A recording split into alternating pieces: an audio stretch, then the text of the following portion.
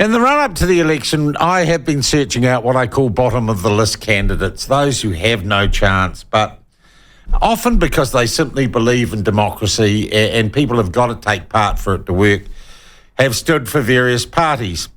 And I don't think you'll mind me sharing this. David Seymour rang me and said, well, don't go for the very bottom of our list. There's this guy called Neil Christensen, and he's a great guy, and he's really interesting, and you should interview him. And I followed David's advice, and a few weeks ago we had Neil Christensen on the show. We had a lovely reaction to him. He was standing for ACT in Port Waikato and was very realistic about his prospects and just seemed, I think, an all-round good bloke, and you responded very, very warmly to him. Well, unfortunately, Neil Christensen, it was announced yesterday that he has passed away, which causes, and I was surprised, but when you think about it, you can understand with early voting, causes a by-election in Port Waikato. But before we get into that, we are joined by the ACT Party leader, David Seymour, who made that recommendation to me, a couple of months ago. David, firstly, sorry for the party's loss. He was a lovely fella. Well, he most certainly was, and our condolences go to his family. Obviously, this is totally unexpected. He just had a medical event while he was out and about in the community, so a real shock for everybody. And obviously, it will have some political implications too if they're having to be a by-election, and people will want to work through what that means. But no, he was a tremendous guy. He was infectiously funny, as you saw on your interview with him. And also, the country's leading bird vet.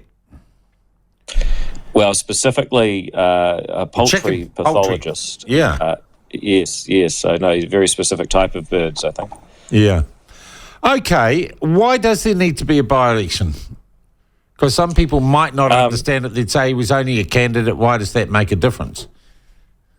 Yeah, it's something that's always been in the Electoral Act, and having read a lot of the Electoral Act, I'd always been aware of this, and I always thought it was quite quaint. It never occurred to me that this would happen, of course, but there is a logic to it.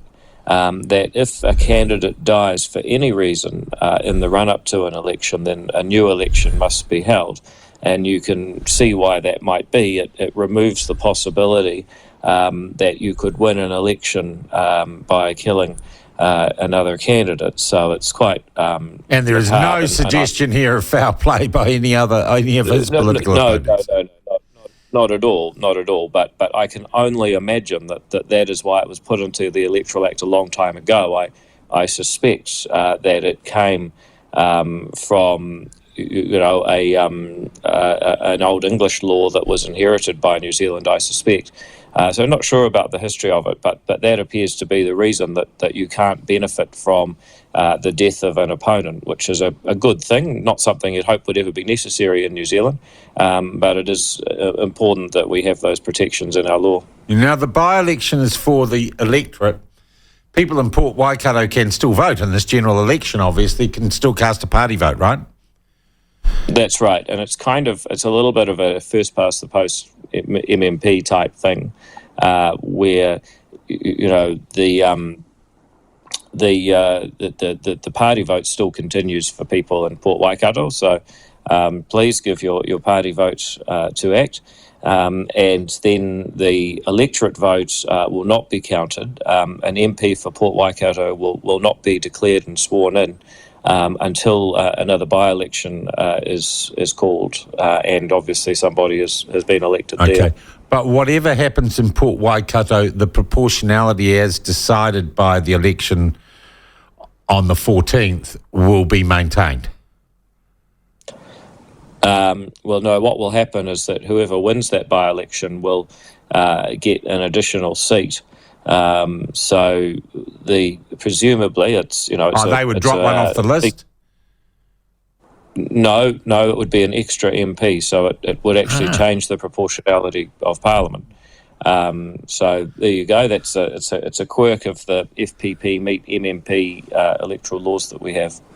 Well, no one would want their government of any hue to be hanging by one seat. That's not a comfortable way to govern.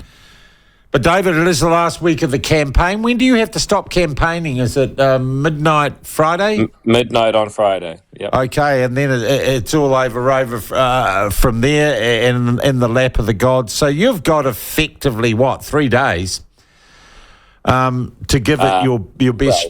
Well, what? It's 20 to 8 on let's count Tuesday. That's 4 days. 4 days, okay.